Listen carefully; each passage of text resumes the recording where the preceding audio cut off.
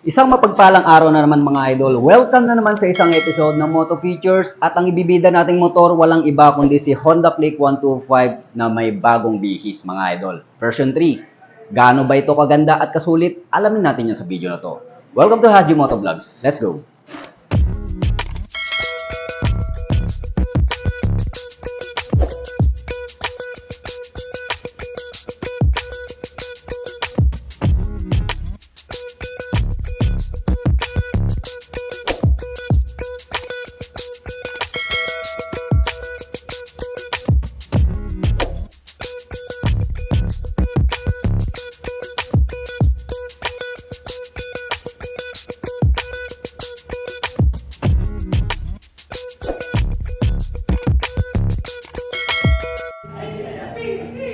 So guys, ito nga pala ang Honda Click 125 version 3 na bagong bihis. Wow, ikutin muna natin